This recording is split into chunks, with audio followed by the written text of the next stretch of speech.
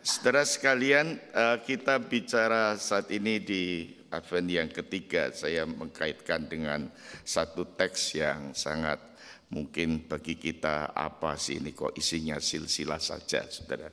Saudara sekalian, saya mengambil tema dari teks ini adalah Allah yang berkarya di dalam memenuhi rencananya, saudara. Bapak Ibu saudara sekalian, kelahiran Yesus, kelahiran Kristus itu memberikan perubahan yang besar.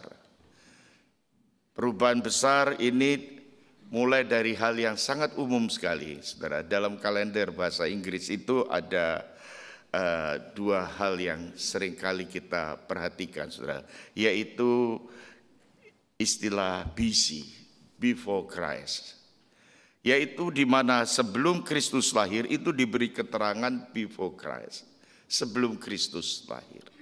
Sebelum Kristus, kalau sesudah Kristus itu diberi keterangan yaitu AD, Anno Domini, artinya dalam tahun itu. Artinya sebelum dan sesudah Kristus lahir ada suatu perubahan yang besar.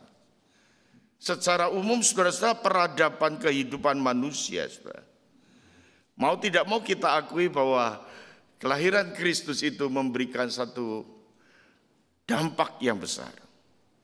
Tolak ukurnya yaitu sebelum dan sesudah Kristus lahir. Nah, saudara sekalian, teks kita ini bicara tentang silsilah. Silsilah, genealogi. Silsilah ini, saudara, di ayat yang pertama, saya menekankan ayat pertama dan ayat ke-17. Kalau kita memperhatikan ayat yang pertama, inilah silsilah Yesus Kristus anak Daud dan juga anak Abraham. Kalau saudara memperhatikan ayat yang ke-17, jadi seluruhnya ada 14 keturunan dari Abraham sampai Daud, 14 keturunan dari Daud sampai pembuangan ke Babel, dan 14 keturunan dari pembuangan ke Babel sampai Kristus. Saudara, silsilah Kristus, silsilah Yesus ini, di sini, saudara, saya membagikan ada 3 hal yang kita bisa renungkan bersama sebagai refleksi kita. Yang pertama, saudara-saudara, kita harus kembali bahwa tujuan Natal, hakikat Natal, esensi Natal, Natal itu mengingatkan ketika kita memperingati hari Natal, kita menyambut Natal itu mengingatkan kita, saudara, anugerah Tuhan yang besar. Anugerah Tuhan yang datang kepada kita. Saudara sekalian, tadi dalam pengakuan dosa saya mengangkat satu ayat yang ditulis juga oleh Matius, ayat 21. Bahwa Yesus datang yaitu untuk menyelamatkan umatnya dari dosa. Menyelamatkan umat berdosa, orang berdosa. Nah, saudara sekalian, Tuhan itu memberikan keselamatan dan anugerah Tuhan ini didasarkan adanya satu covenant, perjanjian. Adanya perjanjian janji Tuhan di dalam Kristus. Ketika manusia gagal dan jatuh di dalam dosa, kita menyaksikan saudara-saudara, masalah dosa, pelanggaran dosa, akibat dosa itu tidak mungkin diselesaikan dengan usaha manusia sendiri. Manusia tidak bisa mencapai menyelesaikan masalah akibat dosa itu. Maka dari awal Allah yang berjanji, Allah yang akan terus menggenapi apa yang telah dinyatakan, Mesias itu yang akan datang. Mesias yang akan menyelesaikan masalah dosa, pelanggaran, bahkan akibat dosa yang tidak mungkin diselesaikan oleh manusia. Nah, ini dikatakan sejarah. Sejarah itu bergulir, saudara-saudara. Di dalam teologi itu ada satu istilah yang dikenal, yaitu sejarah keselamatan. Sejarah keselamatan itu apa, saudara? Yaitu kita menyaksikan bagaimana cara Tuhan menggenapkan perjanjiannya itu melalui sejarah. Saudara, kalau kita mempelajari doktrin Allah, keberadaan Allah, saudara, Allah kita itu Allah yang transenden, Allah yang melampaui, saudara. Allah yang kekal. Kalau bicara tentang dimensi Allah itu, saudara, tidak bergantung dengan ruang dan waktu. Tidak bergantung dengan waktu dan ruang, saudara-saudara. Dia disebutkan dalam kitab Wahyu itu Alfa dan Omega, Allah yang awal dan akhir. Tetapi di dalam surat Filipi kita melihat, saudara, dia yang dalam dimensi Allah, yang dimensi kekal ini mengosongkan diri. Mengosongkan diri dan masuk dalam ruang, masuk dalam waktu, dalam dimensi manusia, dalam alam semesta ini, yang disebut dengan Kronos. Kalau saudara tahu Kronos itu melahirkan yang sekarang kita kenal jam. Jam 1, jam 2, jam 3. Oh saudara, cepat sekali waktu ini. Ada pagi, ada siang, ada malam, ada sore. Ada waktu yang mengikat. Dan di dalam Allah yang menyatakan suatu perjanjian ini, saudara, Allah yang luar biasa itu, Allah yang dengan lewat sejarah ini, kita melihat silsilah tadi, saudara. Oh luar biasa sekali. Allah menyatakan keselamatan yang dari Allah itu, saudara-saudara, kepada manusia, kepada saudara dan saya. Bahkan dia datang sebagai bayi fisik yang nyata, yang dikatakan Immanuel, yang dekat, yang menyertai kita. Sehingga bukan hanya Allah yang transenden, tetapi juga yang disebut Allah yang imanen, Allah yang dekat dengan kita, Allah yang melekat dengan kita. Dia tidak jauh dari kita. Dia hanya sejauh doa, karena dia memang dekat dengan kita. Dia ada yang disebut dengan Immanuel. Saudara-saudara, dalam sejarah keselamatan, saudara, kita diberadakan dunia yang berdosa ini. Orang-orang free thinker, orang yang bisa berpikir tanpa border, tanpa batas, tanpa pagar, tanpa bingkai. Bingkai itu banyak, saudara. Ada bingkai agama A, agama B, agama C, agama C. Orang free thinker itu, saudara tahu apa yang menjadi filosofi mereka. Bebas. Bahkan ada di antara mereka yang merayakan Natal hari ini, saudara. Dalam versi yang berbeda tentunya. Maka hati-hati dengan lagu-lagu Natal. Kalau sudah perhatikan liriknya satu persatu. Saya senang sekali lagu yang sangat lama yang dinyanyikan oleh Pak Kai tadi. When Child is Born. Lagu yang berdasarkan firman. Di tengah zaman ini, saudara-saudara, orang-orang yang banyak memberontak kepada Tuhan. Alkitab sudah mengatakan Allah datang kepada milik kepunyaannya, tetapi milik kepunyaannya pun menolaknya. Ini dunia kita. Namun Natal itu menyatakan anugerah. Natal itu menyatakan kasih Tuhan yang membawa pembaharuan, saudara-saudara, yang sudah dinyatakan 2000 tahun yang lalu dalam kegenapan kedatangan kelahiran Yesus. Karena kita tidak mungkin menyelesaikan masalah dosa, bahkan masalah kehidupan kita hari ini, dengan cara apapun, saudara. Saudara, masalah kehidupan tidak bisa sekedar diselesaikan dengan kepandaian. Tidak bisa diselesaikan dengan nilai-nilai hidup dunia ini, saudara. Manusia yang seringkali berpusat pada dirinya, man-centered. Tetapi anugerah Tuhan itu mengubah sehingga pusat hidup kita bukannya aku lagi, melainkan Kristus yang hidup di dalam aku. Kita merayakan Natal, kita mengingat anugerah Tuhan yang datang mengubahkan segala dalam kehidupan kita. Saya ingat sekali nyanyi Amazing Grace yang dinyanyikan seorang cucu dari almarhum Freddy beberapa malam yang lalu. Itu John Newton. Dalam satu liriknya dia katakan satu ungkapan yang begitu dalam sekali. Di bagian bawah dia katakan, I was lost, but now I'm found. Saya dulu hilang tetapi sekarang ditemukan. I was blind, but now I see. Saya dulu buta tapi sekarang melihat. John Newton bukan terhilang secara fisik, tidak. Dia bukan orang yang terhilang atau orang yang buta secara fisik. Tetapi dalam kesadarannya, pengakuannya, dia tahu apa yang ada dalam hidupnya.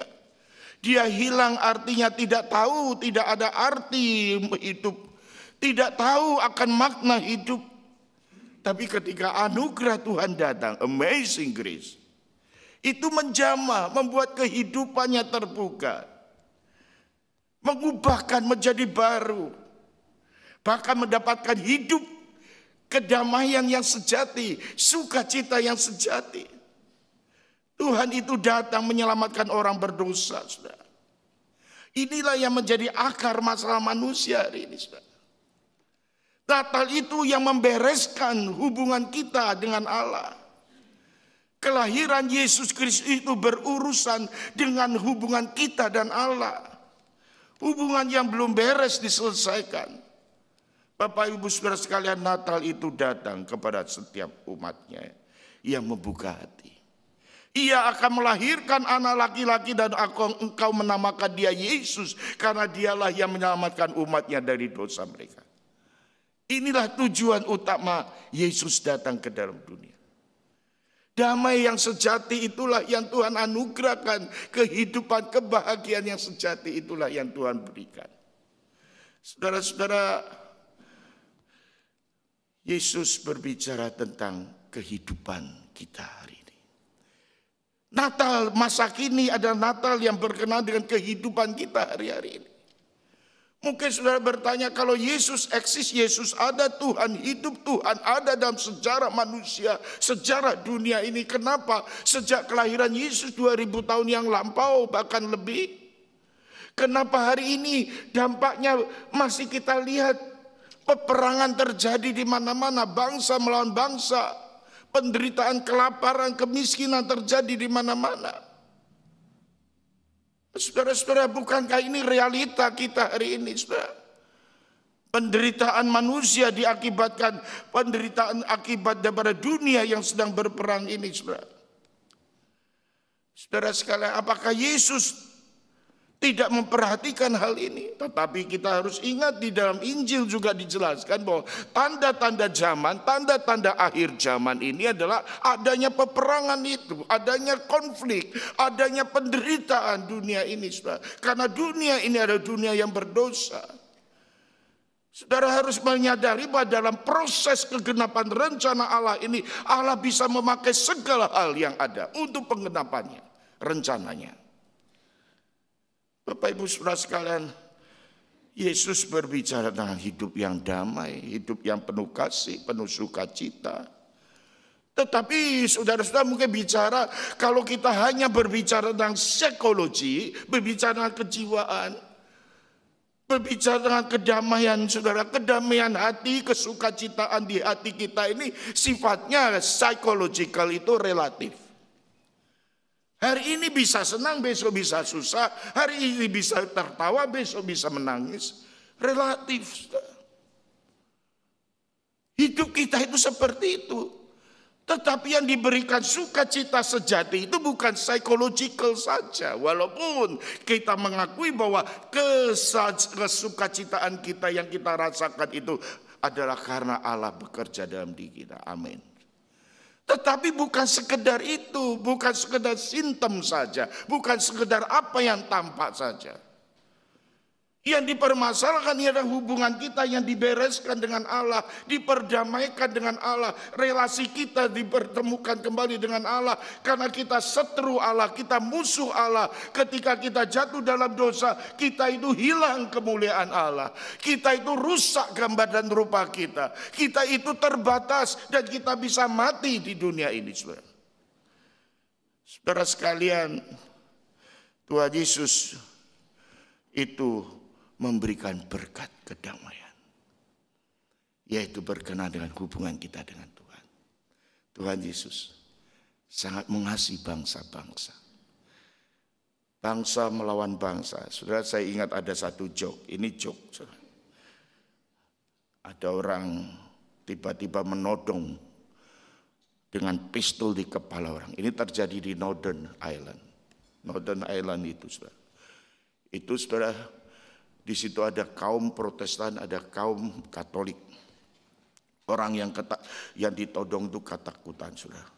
Karena ditanya, kamu orang Protestan atau kamu orang Katolik? Dengan gemetar, tapi dia cari jawaban yang tepat. Dia kata, saya bukan Protestan, Kristen. Saya juga bukan Katolik. Jadi apa? Saya ateis. Oh, ateis. Dia turun ke habis itu. Ketika turun kan yang tanya ini nggak bodoh, dia nanya lagi. Kamu Protestan, kamu ateis Protestan atau ateis Katolik? Saudara,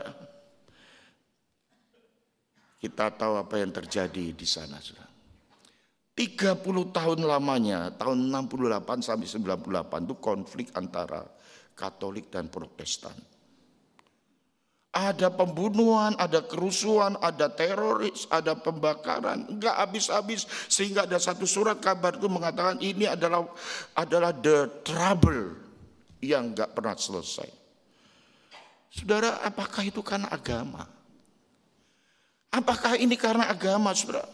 Agama Katolik atau agama Protestan? Saudara, saya boleh katakan bukan, saudara. Protestan pada hari itu menginginkan Irlandia Utara ini tetap menjadi bagian dari UK. Sedangkan Roman Katolik ingin ini independence. Menginginkan menjadi Republik Irlandia. Yesus datang bukan untuk membawa perpecahan seperti itu. Saudara-saudara, peperangan yang terjadi ini adalah perang. Saya boleh katakan hari ini, saudara, perang itu hanya banyak hal yang menyebabkan. Ada demi politik, demi kekayaan, demi kekuasaan, demi yang lain-lainnya, saudara-saudara. Tapi Yesus datang itu memberikan kasih, saudara. Yesus datang memberikan kasih yang tidak berubah, kasih yang kekal. Kasih yang mengubah hidup kita, kasih yang melembutkan hati kita, kasih yang memberikan pengampunan, kasih yang memberikan hidup yang kekal itu. Saudara, memang kita selama di dunia kita masih bisa menderita, saudara. Bisa sakit, bisa berduka, masih bergumul, masih mengalami sedih, susah. Jadi pendeta pun sama, saudara-saudara, mengalami hal-hal yang demikian, saudara. Tapi mari kita percaya kedatangan Yesus itulah yang akan memberikan kepenuhan dalam hidup kita. Memberikan sukacita yang penuh dalam hidup kita. Yaitu sukacita apa? Sukacita di dalam Kristus. Sukacita di dalam Tuhan. Yang sifatnya kekal, yang tidak terbatas, yang melampaui segala masalah hidup kita. Inilah yang saya katakan, hal yang kedua kita bisa melihat. Keberadaan Allah yang berdaulat itu. Allah dalam kedaulatannya itu, saudara, ini bicara tentang silsilah, termasuk banyak orang di sana, saudara.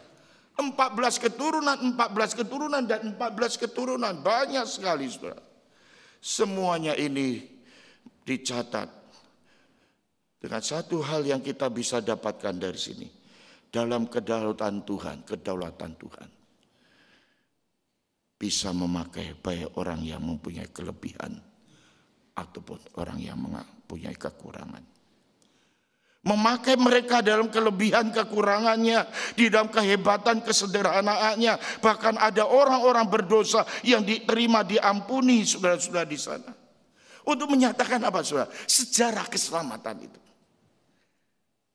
Sejarah keselamatan di mana janji Tuhan makin hari makin nyata dinyatakan, saudara.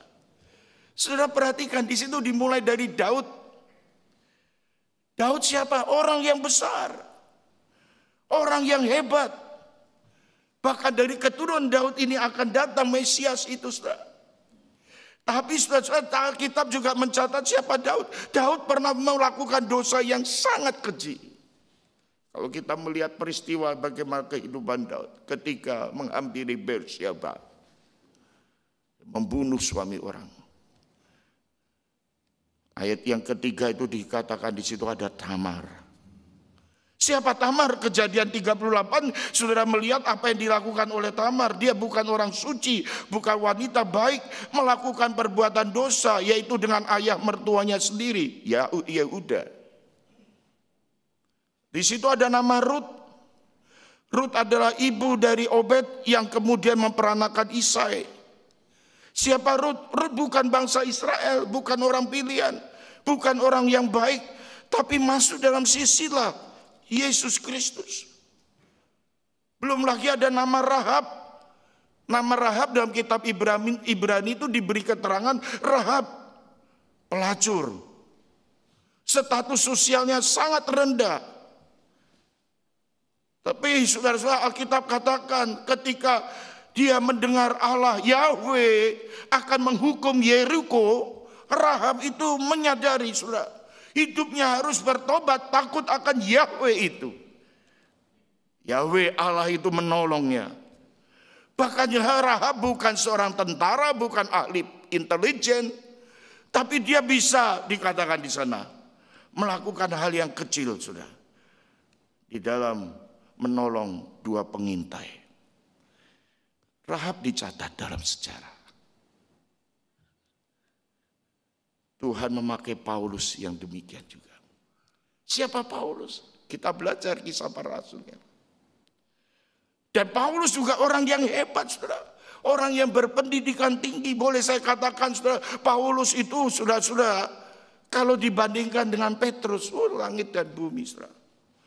Paulus itu kalau hari ini adalah, saya boleh katakan dia orang yang luar biasa.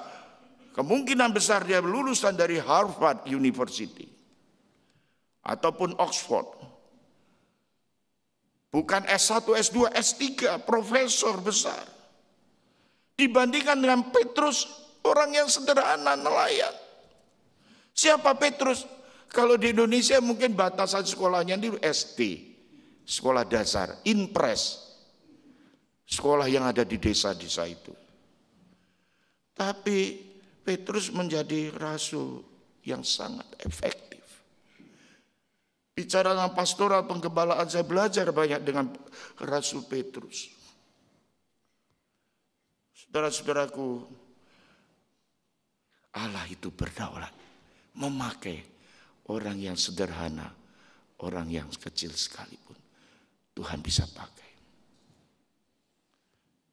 Dalam artikel yang ditulis dalam Billy Graham Evangelistic Association, itu ada istilah GPS. Di sana memberikan uraian. GPS itu God's People and Stories. Dalam artikel itu sudah dibedakan ada dua hal. Human stories dan God's stories. Apa itu human stories? Itu berbicara soal sejarah kehidupan manusia. Human stories ini bicara kehidupan manusia. Apa yang dicari oleh manusia, apa yang ingin digapai, obsesi-obsesi manusia, ambisi-ambisi manusia, meraih kekayaan, meraih popularitas hidup, menikmati kehidupan. Sehingga ada istilah yaitu hedonisme. Pengajaran hedonistik, orang yang sangat menekankan kenikmatan. Tapi Alkitab mengatakan hidup manusia itu seperti bunga rumput. Yang pagi berkembang, sore menjadi lisut dan layu. Bahkan lebih ekstrim lagi dikatakan dalam kitab Pengkhotbah, hidup manusia itu seperti sebutir debu. Ketika debu itu diterpa angin, tidak ada satupun yang mengingat butiran debu itu kembali. Alkitab mengatakan, mengingatkan, human stories itu kehidupan cerita milik manusia.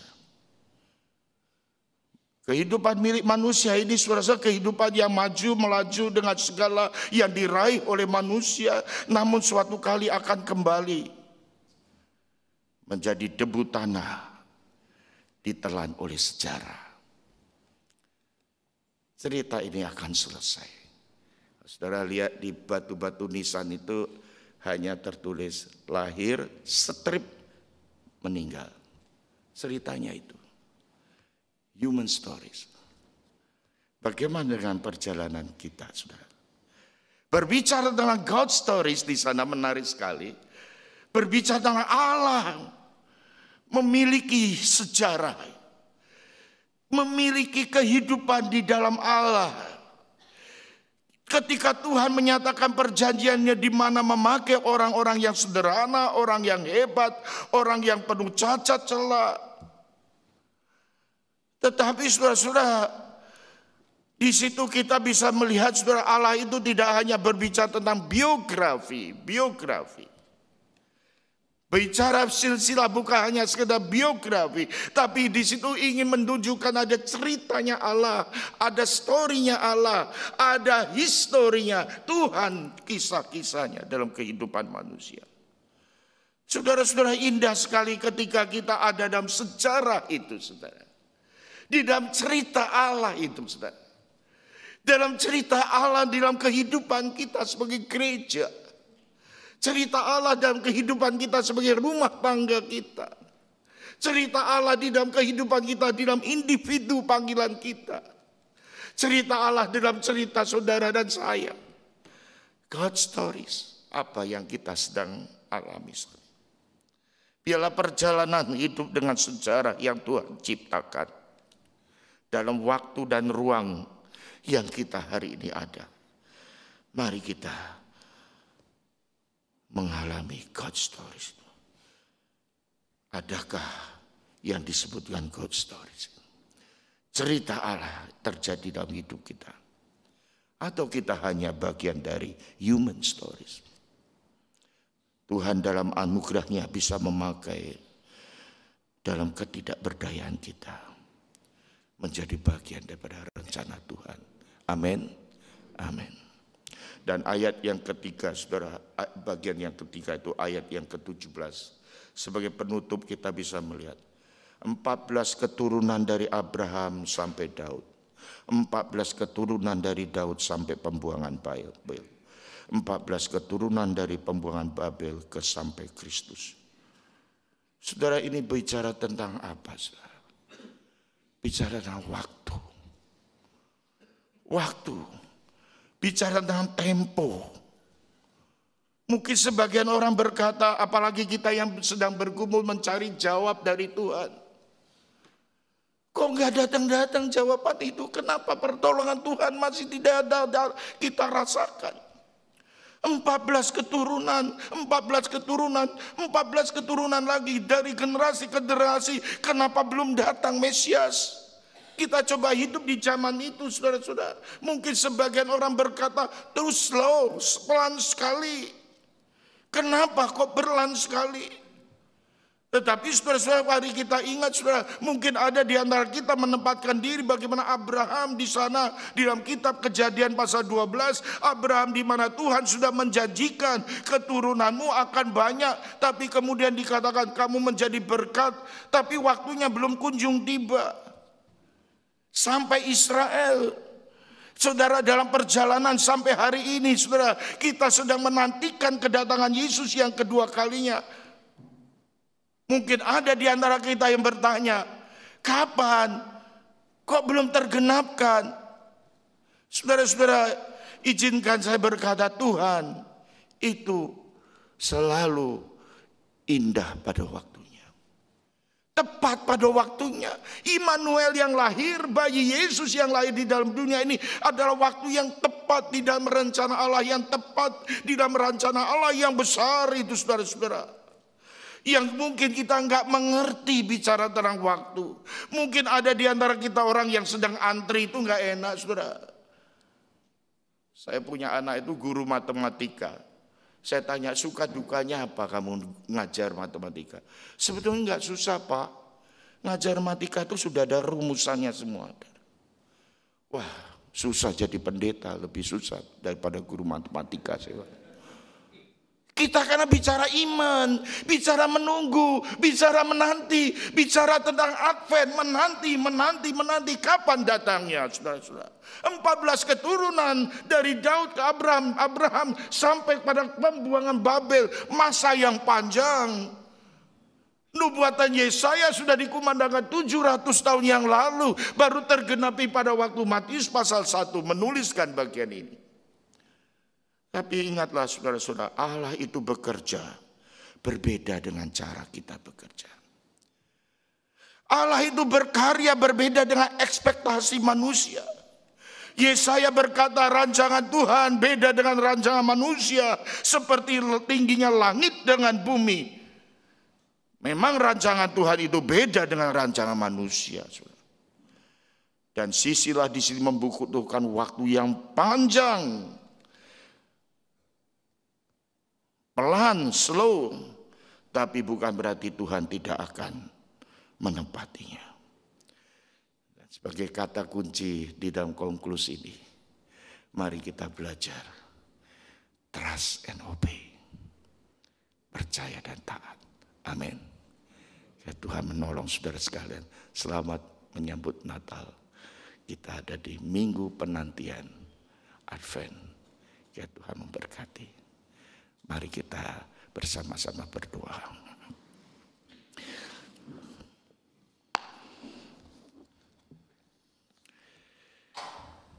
Bapa kami di surga, kami terima kasih untuk firman-Mu. Biar Tuhan tolong kami untuk bisa menerjemahkan, bahkan mengalami, mengaplikasikannya. Tuhan, inilah kami. Terimalah kami dan berkatilah umat-Mu ya Tuhan, yang mengikuti ibadah ini, baik di ruangan ini maupun secara online. Tuhan, Kau jamah setiap hati kami. Tuhan yang berkuasa, Tuhan yang selalu menunjukkan baik kebaikannya, kasihnya, anugerahnya. Kami serahkan jemaat-Mu ya Tuhan, baik saat ini dan seterusnya di dalam Tuhan Yesus. Kami mohon berkat-Mu. Amin.